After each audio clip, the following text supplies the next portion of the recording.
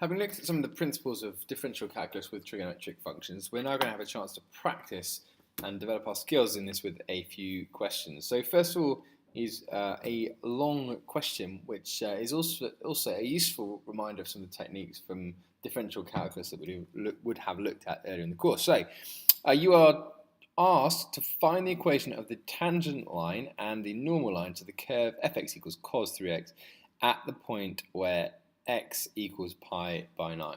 So just have a quick go at this and then you can check your answer afterwards. The first thing we're going to need is to find our output. So we've got an input, which is x equals pi by 9. So the first thing we can do is find our output by using this function here. Once we've got a corresponding x and y coordinate, all we need to do is find the gradient. Then that will enable us to find the equation of the tangent line. And then we should be able to use our understanding that the gradient of a normal line is going to be the negative reciprocal of that gradient. And because the point will be shared, we've already got the x and y coordinates, we can use that to find the equation for the normal line. So let's have a look at how we do that. The y coordinate then, we've substituted in here. So our function, to find our y value, or f of x, it's cos 3 times our x value, or our input. Because we've done so much practice at the exact values, we can simplify 3 pi by 9 to pi by 3, and we will then be able to recognize that cos pi by 3 is the same as a half. So the point of tangency, and indeed the point at which the normal goes through, will be pi by 9 and a half. All we need to do now then is find the gradient. So to find the gradient, we need to find the gradient function, or the derivative f dash x. Here we're finding the derivative of a trigonometric function, and we're going to have to use the chain rule. So in the first instance, we are going to look at the cos function and take the derivative of the sine of the cos function, which is negative sine. So it's going to be negative sine 3x, and to that we're going to multiply by the derivative of what's inside the brackets. So inside the bracket is 3x, the derivative of 3x is just going to be 3. So in essence, we've got negative sine 3x multiplied by 3, which is negative 3 sine 3x. This is our gradient function, which enables us to find the gradient at any point. We want the gradient at the point that x equals pi by 9. So again, we're going to substitute in pi by 9 for x. We can simplify and recognize that we are trying to find out negative 3 sine pi by 3. Again, pi by 3 here, we're working with 60 degrees if you were to convert from radians to degrees. And the sine of 60 is going to be root 3 over 2, and we are multiplying here by negative 3. So the gradient at the point of tangency is going to be negative 3 root 3 over 2. So that's the slope. And the tangent line, then, using the formula y minus y1 equals mx minus x1. y1 we found from substituting x into the original function. The gradient we found by finding the derivative, and then x2 we found by we're given in the question initially. So that was the tangent line. For the normal line, the slope is the perpendicular. The normal is perpendicular to the tangent line. The slope is the negative reciprocal. So here our gradient is negative 3 root 3 over 2. So we're just going to flip it and make it positive, which gives us 2 over 3 root 3, which if we wanted to, by rationalizing the denominator, we could express as 2 root 3 over 9. And again, once you've got the gradient and you already have the y and x coordinate from earlier on, you can just substitute it into those expressions. Okay, 4 more questions to have a look at, and then we'll finish with a couple of exam questions. Part A then, here we've just got the exponential function, but it's e to the 2x, and here we've got sine 3x plus 2. So in both of these, you're going to have to use the chain rule. So initially here, we've got e to the 2x, so we can think of this in the first instance as finding the derivative of the exponential function. Now, the derivative of the exponential function, we know the derivative of e to the x is e to the x. So initially, we don't change that. That's going to stay the same as e to the 2x, and then we need to multiply by the derivative of what would have been inside the brackets. So derivative of 2x would be 2. Similarly here, we are going to take the derivative of just of the sine function initially, which is cos, what's inside the brackets doesn't change, and then we multiply it by the derivative of what's inside the brackets, which is that. And we can expand that to get 8e to 2x plus 3 cos 3x plus 2. For part B, here we're going to have to use the product rule because we are multiplying two functions. So that's going to be derivative of sine x, which is cos x multiplied by e to x, plus sine x multiplied by the derivative of e to x, which is e to the x, and we can factor out the e to the x as a common factor.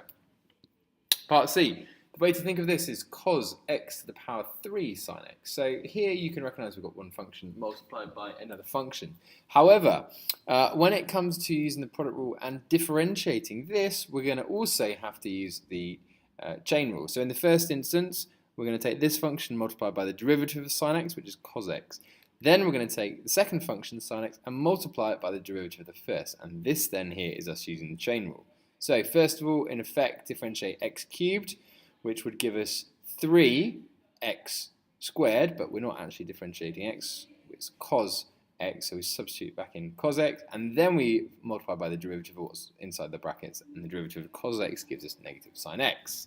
We can expand and simplify to yield this. For part D then, again here we've actually got two separate functions. We've got a Lund function, and then we've also, with inside the brackets, got sine. So first of all, we're going to differentiate the Lund function itself. So the derivative of Lund is going to be 1 over the function, so 1 over sine t, and then we are going to multiply that by the derivative of what's inside the brackets. So the derivative of sine t is going to give us cos t.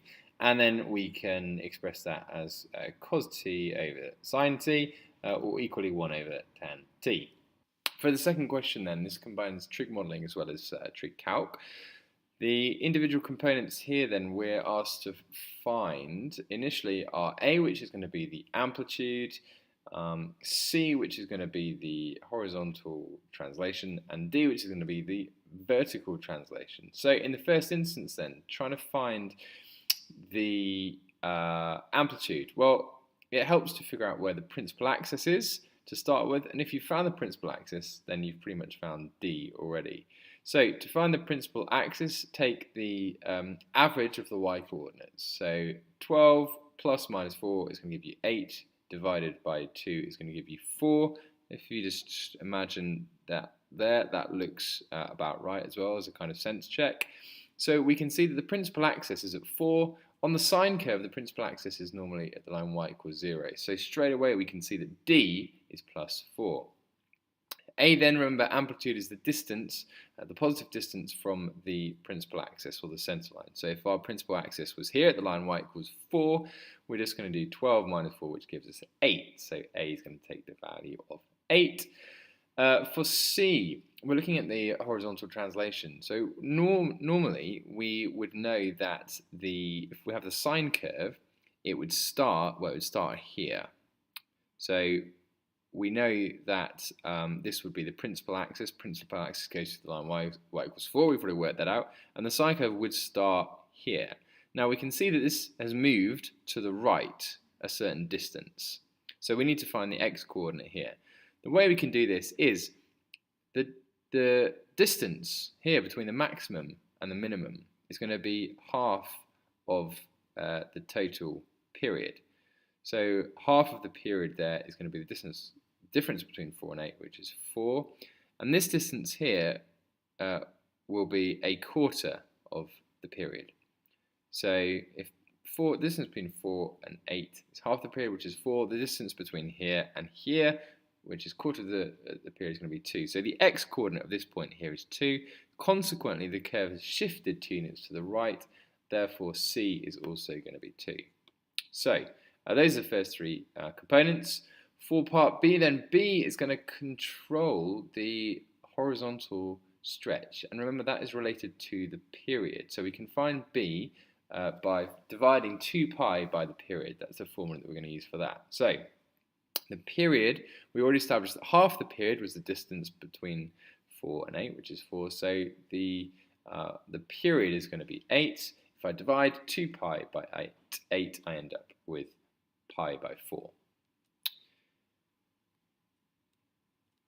So this is the equation here then. So the function fx equals 8 sine pi by 4 x minus 2 plus 4, just consolidating all the different parts from the previous question. We are asked then to find f dash x of this function. So in order to find the derivative of this, we're going to have to use a few rules. We can see here that we've got a composite function, but we're multiplying that by a constant number, so we're also going to be using the constant multiple rule.